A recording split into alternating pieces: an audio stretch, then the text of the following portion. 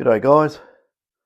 Well, I did what I said I was going to do in the last video. I was talking about all those things that look like GPZ. Just hang on, I was going to move this. They look like the GPZ 7000 on AliExpress and wherever else they are. And yeah, I had a bit of a chat to the guys at Minelab, as I said I would. And yeah, I was going to finish off this detector that's sitting here anyway. I had to rescale the ground balance for the frequency spread from the time base being 1 megahertz all the way up to 2 point something or other. But yeah, basically there is no authorized dealers in China. And I'll say that with an extra word, currently. So we'll leave currently in there as a bit of an option.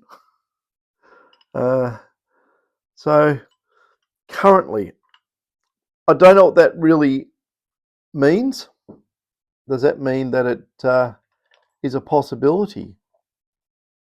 It might be a possibility, and again, it might not. Come here, you. I want you. Where are you? There we go. So let's make sure I've got the lock washer underneath. Otherwise, what will happen is that when you turn the pot and you hit the end stop, it'll continue around on its merry way, and we don't want that. So I was going to snug these up a little bit. So that was the story on that. I did ask about, can we get parts? Now this will be interesting. Can we get parts for the 7000, like the receive module block? And currently the answer is probably not. But that also might be I want the other lock washer. Where are you hiding? That's miles too big. Where's the other small one? That might also be subject to change as well, possibly. And I'll say possibly because it's a little bit up in the air. But yeah, they are not impressed with the knockoffs. I can tell you that. And let's put a little locker on this one. Keep it all happy. Now, I did mark this out. You don't want to put these around the wrong way because it'll confuse the poor hell out of everybody who goes to use it. You know, you're trying to adjust ground balance on channel 1 when the switch is in channel 2.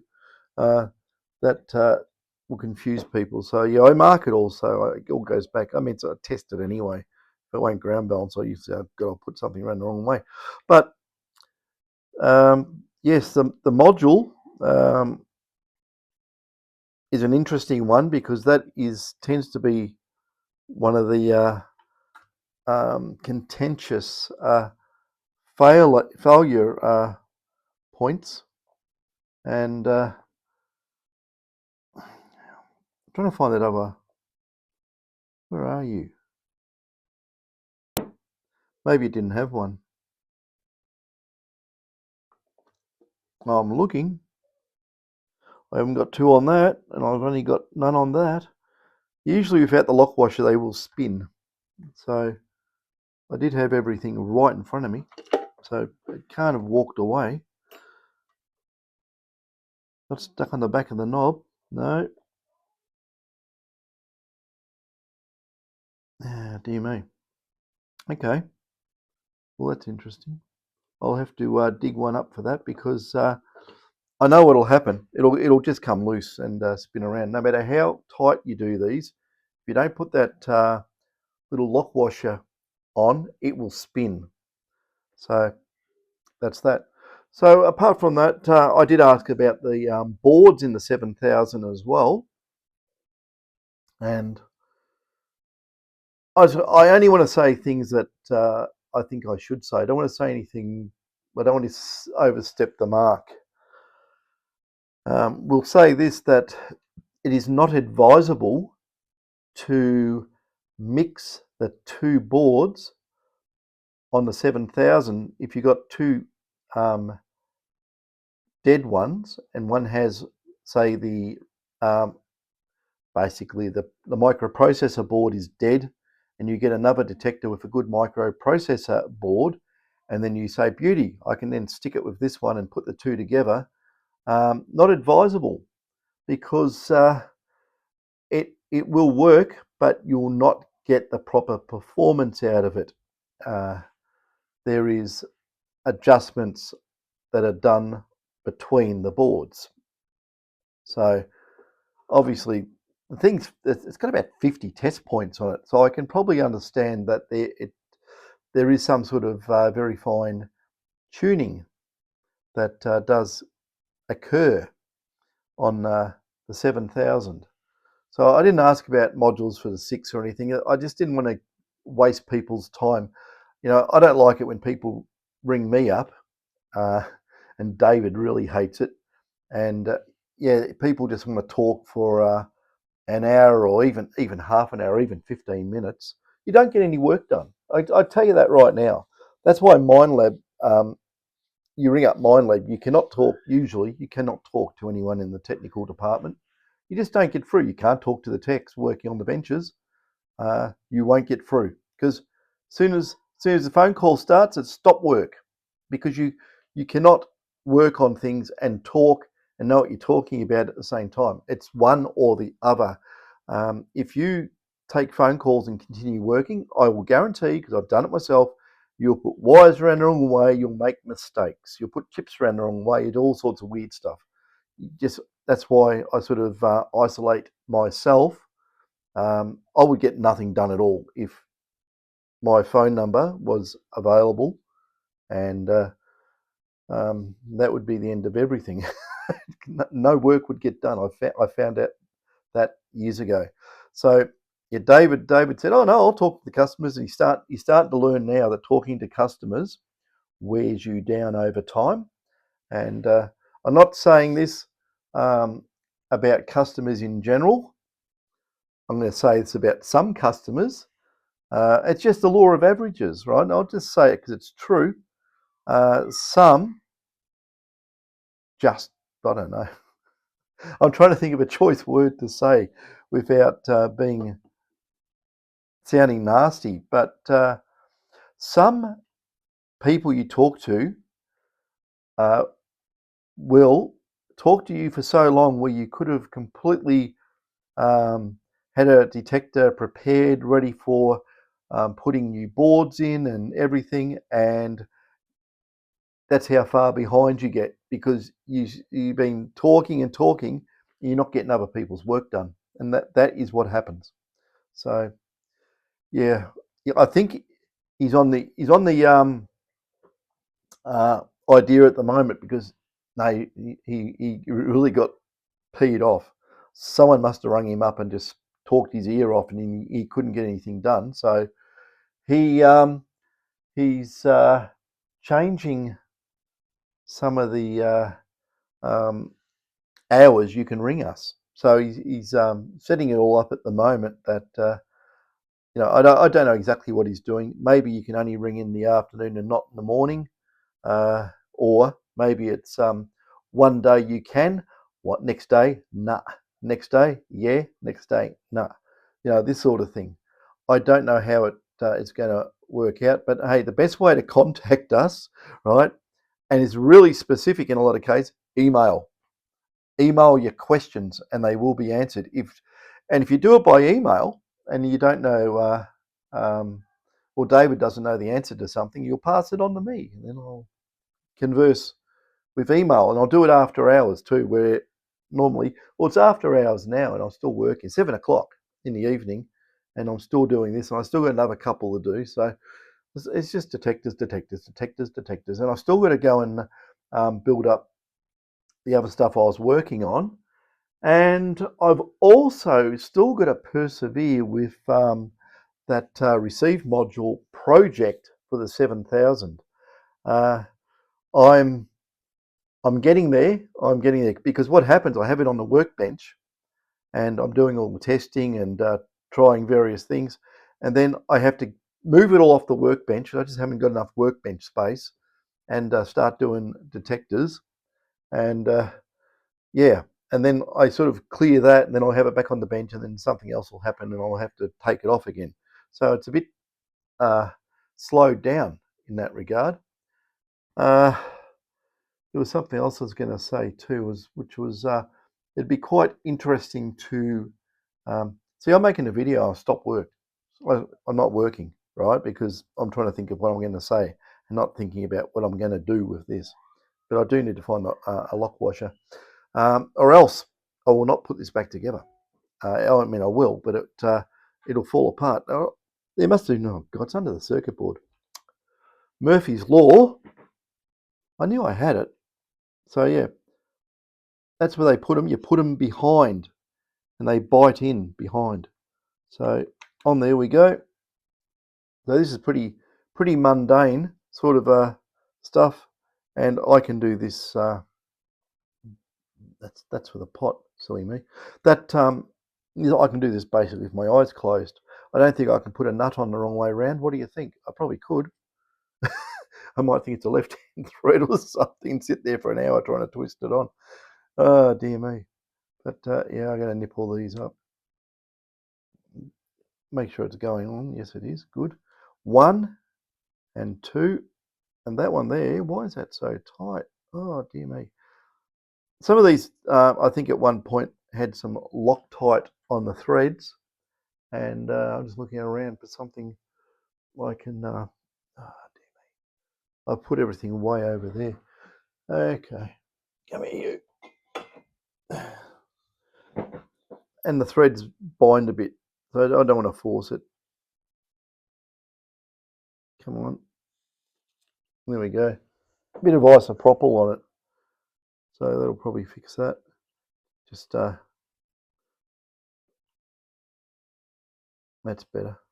It was just binding. So yeah, might have had dirt in it or something. Better now anyway. Here we go. So let's make sure that's straight. Channel 1, 2, and in the middle. Yeah.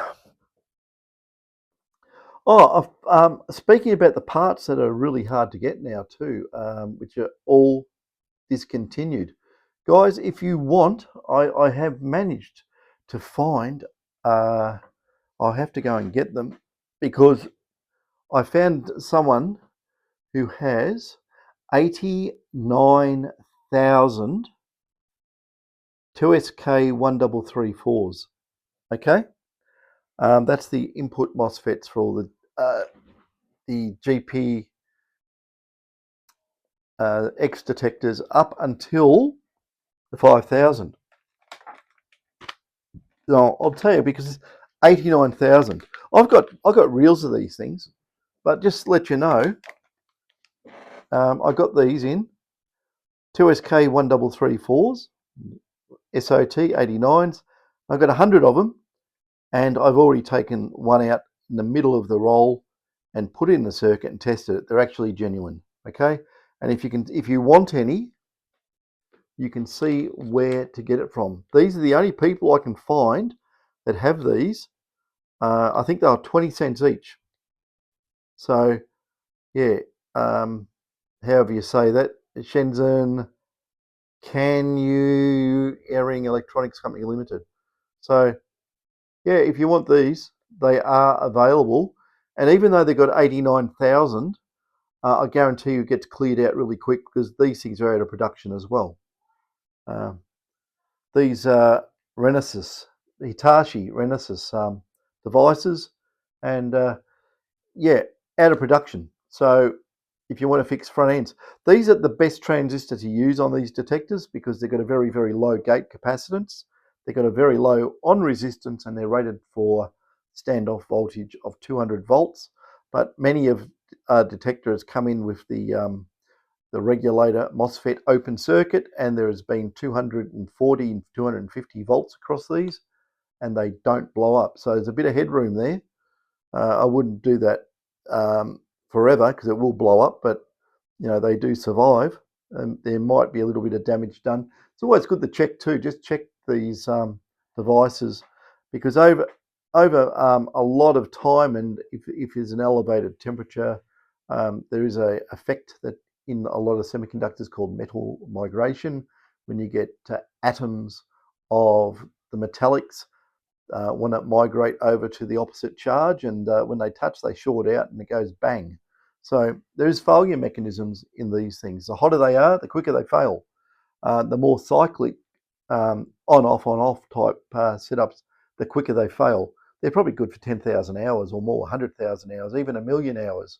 But as soon as you start elevating switching rates, temperature, and have them withstand a fairly high voltage, you will get a metal migration effect. So that's those. You can get them.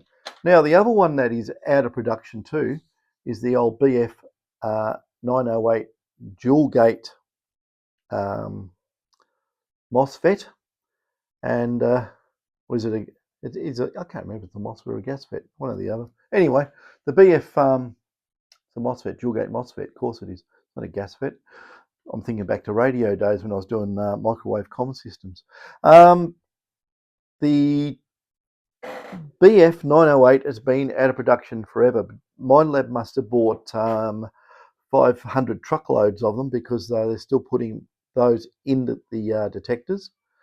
And if you do run out of those, you can put the Siemens one in there, because the 908's Philips or Infineon, whatever they call themselves now. And the Siemens one is the BF 998. It is much of a muchness. It does exactly the same job. I've used those, no problem whatsoever. Check for basically what they do is they hold the gates of the gates. Sorry, they hold the inputs of the op amps in a stable state, roughly mid voltage, when the other mods, like 2SKs and the other whatever they are, BS 170s in there. I think they're BS 170s, not sure. BSS 170, I think they are. Anyway, the P channel things, when they open circuit or turn off because the transmitter is on, the poor old input MOSFETs don't have any input. No, they have no bias. They're floating.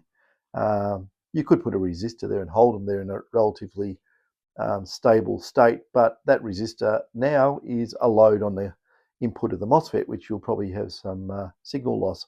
So these things basically switch in and out depending if it's transmitting or receiving, just to keep the input op amps stable.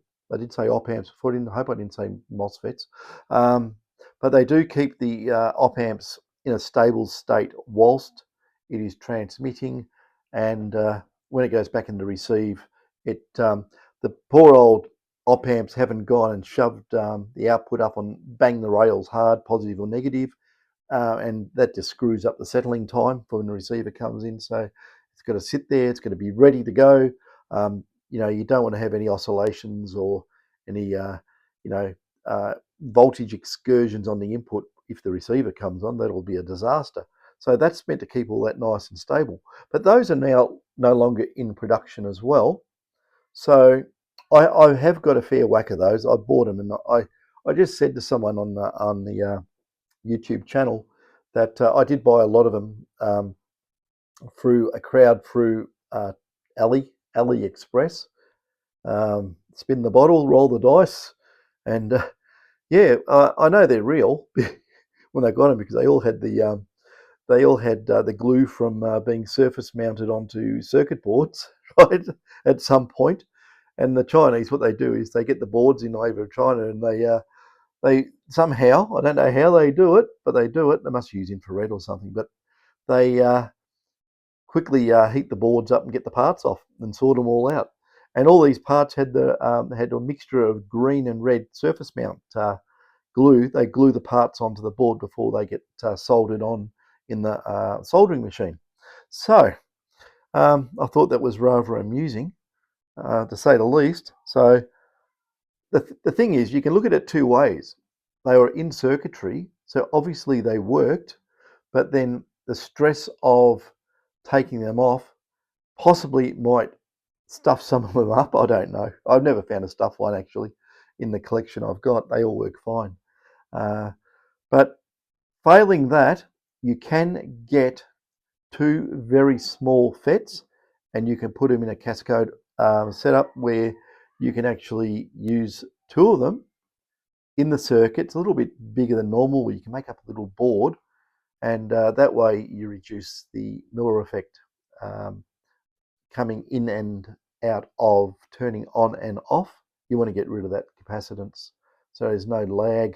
And using two in series in a cascode operation, it negates the capacitance on the input capacitance to the output, because you've got two devices. Anyway, I'm not going to go into the technicalities of that because it's boring. But if you really want to, I've found these these are still available, and they can act as a replacement. They are a 3SK 293 UF, and they are a SOT 343, and you can put them in there. They're not round the wrong way like some of there's tons of R versions out there, and they're actually round the wrong way. They have the drain and source interchanged on the device, which means you possibly could flip it around 180 degrees and then flip it top to tail and solder it in that way. But these, these weren't expensive either, and these are actually brand new. I checked these; they are brand new, and I'd say that they are genuine. 3SK, yeah, pretty sure, yeah, 293, yep, that's the ones. So yeah, they are available still, and these, I think these possibly might be Toshiba parts. So, stuff is still available if you can get onto it quick enough before it disappears. I mean, once those 2SK 1334s disappear, might be very, very hard to get. I had people, if you go to Octopart, where you get a lot of parts from, I had some of the companies asking $7 each for these. Ridiculous, right? Because they're out of production. You can't get them. BF 908s are stupid prices on those, in the dollars, when I did get some. Like I say, they were stuck on circuit boards and used, but functionally they're okay. You check them with your multimeter, and because the way it works as a proximity, all you really need to do is get your multimeter on diode range and put your probes on the gate and source. And I don't know if every multimeter does this, but my one does. It sits there and it turns on and off really quickly and makes a vibrato noise just by the device sitting on the silicon mat or whatever. And because it makes a vibrato noise, I know it's perfectly functional, and I've never been let down by doing that method. And that'll be David calling me, wanting me for some reason. So I'll leave it there. Catch you later.